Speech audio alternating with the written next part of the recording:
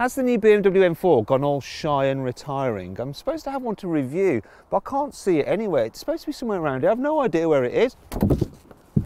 Oop. Yeah, crap joke. It's a bit in your face, isn't it? Now in this video, I'm going to talk you around the upgrades over the standard 4 Series. I'm going to show you inside, out of it. I'm going to tell you about the good things, the bad things. Of course, I'm going to launch it and take it for a drive and do a little bit of hooning, though I've been told by the press office I'm not to do hooning because they need to save the tyres. But I'm going to ignore that. Anyway, I'm Matt Watson, and you're watching Carwow. Buying a new car? Then head to Carwow, and my team will help you find your next car at a fair price. Carwow, your one-stop car buying comparison site.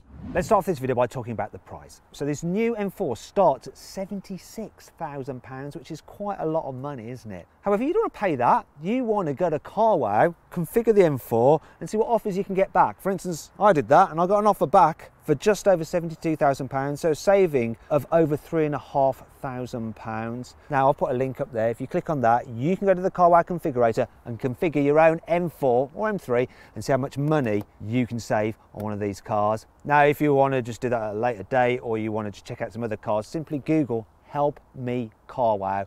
My team and I will help you choose the right car for you and get it for a fair price from one of our trusted Carwow dealers. Let's run through the design changes you get with the M4 over the normal 4 Series. So on the boot lid, you get this little spoiler. This one is actually in the upgraded carbon fibre. You've got your M4 competition badge there, a deeper, more aggressive rear bumper, and they have to break up the design of these big bumpers, and normally they do that with fake vents, but BMW's resisted that urge, and instead they've used a little reflector, which is quite a good idea. Then you've got this huge rear diffuser thing going on here. Don't know how much diffusing it does. Is the underside of the car completely flat? No, therefore it's not going to work, but it looks pretty good. And this one, once again, is in the upgraded carbon fibre. Favourite bit is this though, look, quad tailpipes, and I can test them with this, a rather wide, girthy Carwow sticker truth. Look, oh yeah, real. You get the idea. They're real. Let's move down the side. This car's got quite a wide stance to it, makes it look very aggressive. Alloy wheels, you've got 20 inches at the back, 19s at the front. You can upgrade the wheels, these are the standard ones, but they don't get any bigger, the design just changes. Big talking point on the M4, of course, is its carbon roof. There's these little fins as well, which not only look cool, but they actually feed air into the little gap in the rear spoiler. Thought about everything. You also get black window surrounds, blacked out rear windows as well. Check this out. This side skirt here is really pronounced. It does make it look as though the car is like hugging the ground. You've got classic M fistable door mirrors. Sorry everybody. Once again, these ones are in carbon fibre. What's this? Now I know M cars have like this little kind of vent on the side. That's not venting anything. I'm going to vent my anger at it. That looks crap. Ah, check this out, right. Brake calipers now, you can have them in different colours, red, blue or black. Moving around the front, here we go. Right, yes, this is where it all gets very controversial because of the new BMW huge kidney grille or beaver teeth or nostrils or whatever you want to call them. Now, I think it actually works on the M4 because you have a different bonnet. Can you see this sculptured shape into it? It just blends in with that nose. I think the number plate actually helps. It's the first time ever on a car that a number plate actually works and looks good and doesn't ruin the design, it assists it. What do you think about this? I've got used to it. I don't mind it actually. Though to be fair, I mean, most people who are complaining about this are motoring journalists, like, oh, look at that. But if you actually saw the fashion sense of most motoring journalists, you really wouldn't be taking any design advice from them. I'm actually one of the better dressed motoring journalists in the UK, believe it or not. Here's a little test ride. Got our reviews editor Lawrence over there, so I'm going to ask him, Lawrence, what do you think of the new grille on the M4? I don't like it. Okay, so he doesn't like it, but have a look at the shoes he's wearing today. Look at those shoes. Now, are you going to take an opinion about design from a guy wearing those kind of shoes? My point exactly. Anyway, let's move on. I like this lower part. This is not controversial. The lower part here of the M4's design is really cool, really aggressive. These carbon bits here, once again, are part of a carbon pack, which includes some carbon back seats. It comes to like £7 but it really does enhance the look. You get these fins then like that. And in case you're wondering, yes, those vents there, they're real. The headlight lenses are smoked for that mean look, and you get adaptive LEDs as standard, though these are the upgraded frickin' laser lights. Man. Frickin' laser beams attached to their heads. Anyway, that's the design. Let's go check out the inside. Hey everyone, I'm having to stop this video for an important announcement. You see, we've added a load of excellent spring offers to the Carwow website now. If you want to check out the savings, they're awesome. Just click on the pop-out banner up there in the top right-hand corner of the screen, or follow the link below the video in the description or in the pinned comment to check them out. These offers will not last. They will only be on and available until the 31st of March, so hurry up and go check them out. See how much you can save on a brand new 21 plate car. Now, the first thing that stands out are these upgraded seats, which are part of that carbon pack for £7 grand. Oh my gosh, they are lovely seats. And even though they are carbon buckets, they're actually fully electric. Yeah, which is good. What's not so good is that if you're a little bit of a chubber, there ain't no way you're fitting in these seats because they are very snug. Another upgrade inside is the M steering wheel with its classically M fat rim. They like a bit of girth at the BMW. You've got carbon fibre on the steering wheel. You've got carbon fibre paddle shifters here as well. You've got the M stitching. There's also an M gear lever, more of that M stitching, and you've got the different settings for the gear mode. You've got a red starter button. You've got M4 competition badging down here. Carbon fibre trim. That's standard, by the way. You've got M kick plates. You've got more of that stitching here on the seat belt. You've got digital dials as standard. Well, you get in the 4 Series, but they have like little M touches to them as well. Same with the infotainment system. You've got some extra M bits and pieces and menus and stuff. It's all very Here in the back seats, you've got the same problem as the normal 4 Series, which is that sloping roofline means headroom is limited. Yeah, it's not great. However, when you have these optional bucket seats, they're really thin, so you get loads of knee room, even more than in the normal 4 Series, it feels like. And because the back's cut out in parts like that, you can actually then just slouch like that to create some more headroom and then go all the way forward because there's plenty of room for your knees. I've also noticed this, look, you've got some more M stitching here in the back, which is nice, and a bit of Alcantara there just on the headrests.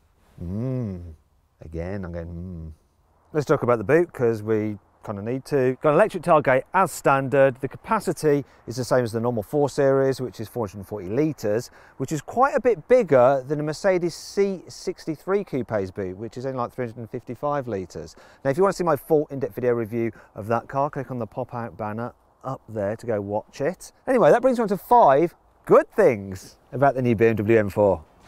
You get an acoustic windscreen as standard to help reduce wind noise. The M4 comes with 16 standard colours, and most of them are pretty interesting.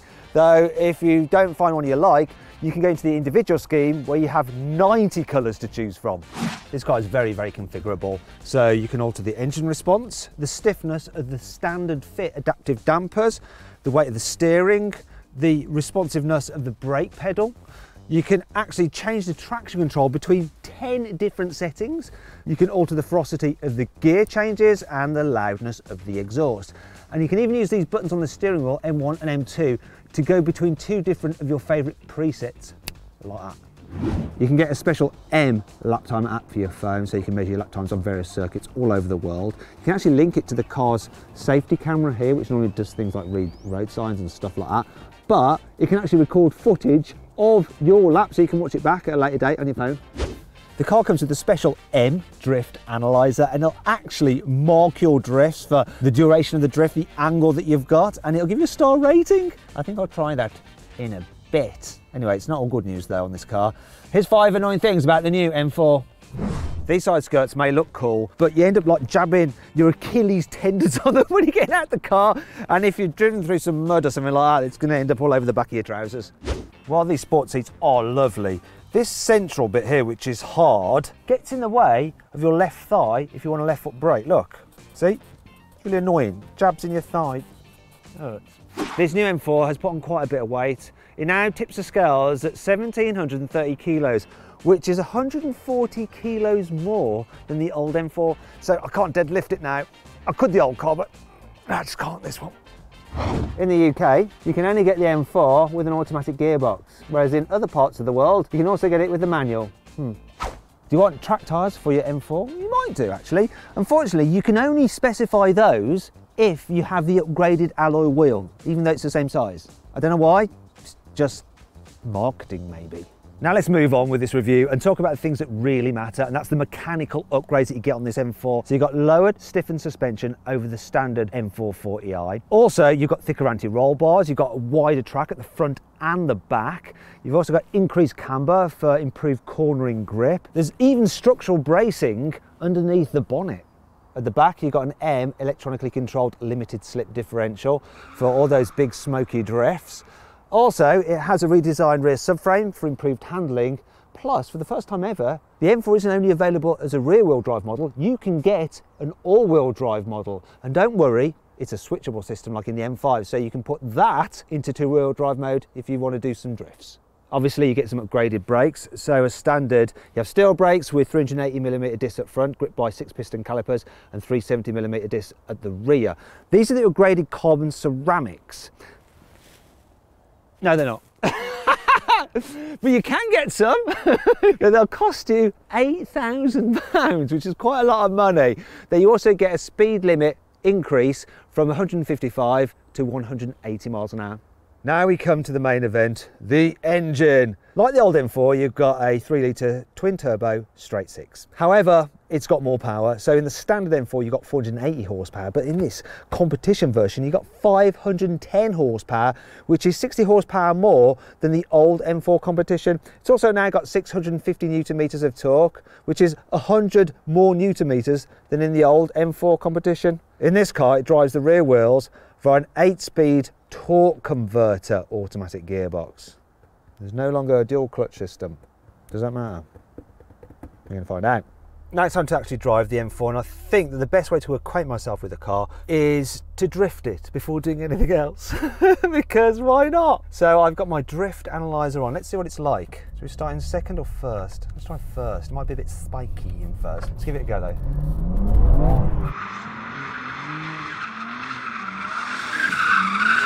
What are you going to do second? Yeah, it's got the torque to do second.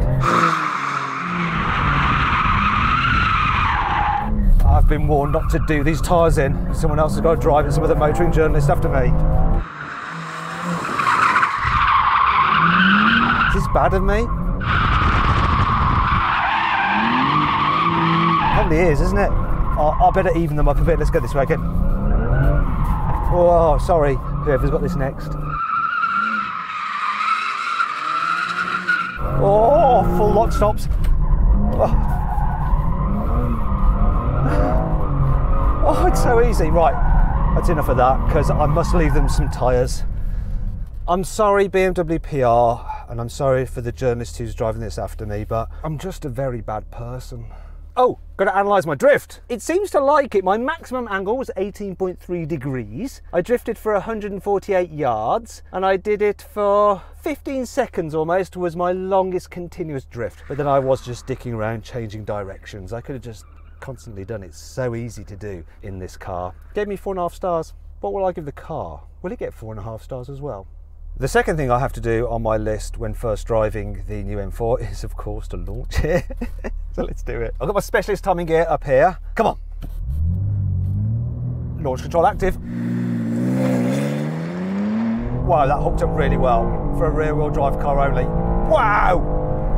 3.66 to 60. Let's stay on for the quarter mile. 11.62. Those are some good times. That 0 to 60 for rear wheel drive only is amazing. What will this car do when you've got 4-wheel drive? What a way to introduce yourself to the new M4. Drift it, launch it. One more thing to do. Brake test from 70 miles an hour, see how far it takes to stop it. Pushing this pedal through the floor. Literally am. Wow! 39 meters. That's really impressive. If you want to see how long it takes one of its key rivals to break in, I'll put a link up there to it. You can watch that video and see. You'll really understand how impressive this car is then. Anyway, let's do some more normal driving. Okay, so I've got the car set up in sporty settings, but with stability control in a halfway house. A little bit of slip, but it should gather me up if things get a bit too carried away. It doesn't feel quite as spiky as the old M4, and the traction it's got on the rear is amazing. It's a little less intimidating, but it still feels just as sharp. in the way that something like an RS4 just doesn't.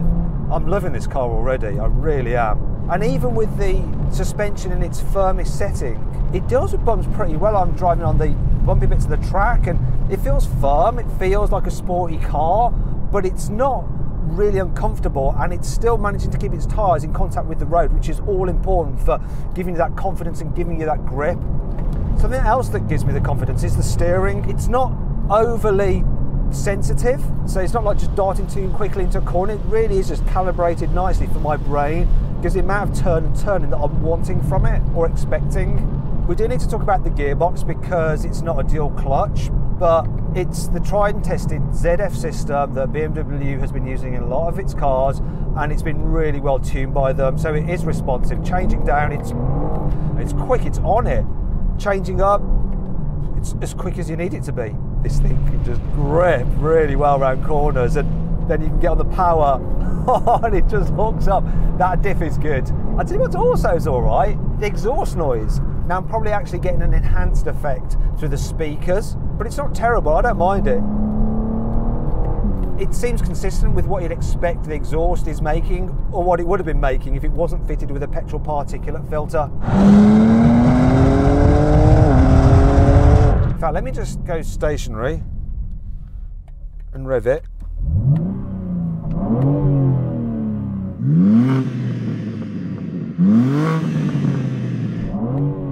Now I'm revving it in car, that sound does sound ever so slightly synthesized. And that little bing you had, yeah, bing! It's me doing that action and getting picked up by the gesture control system. Let's go.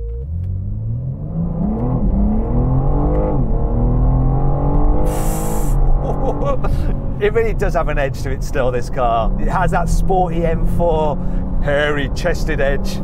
I like it. But what about as a daily? So what I'm going to do is let's go into comforty mode, efficient for the engine, comfort, comfort, comfort for everything. There we go. Drive with slow gearbox settings, some stability on, and quiet exhaust. Still makes an all right noise, not as pronounced. Steering's lighter. I actually like the lighter steering rather than the sporty heavier steering. The suspension, you can notice it's softer than before, but it still does have a sporty edge to it. It's not like an Audi RS4 where it does just feel like an A4 when you're driving it normally. This in comfort mode still feels like an M car. So you will feel the bumps a bit more than you will in like the Audi, but it's not terrible. As a result, you do get more feel from the car. It does feel more like a sense of occasion when you're driving it, regardless of what mode you've got it in. And of course, you know, you're just driving along normally, and it takes a wee while in comfort for the gearbox to pick up, but then you're off and you're warp speeding. Yeah, like this. They've done a good job.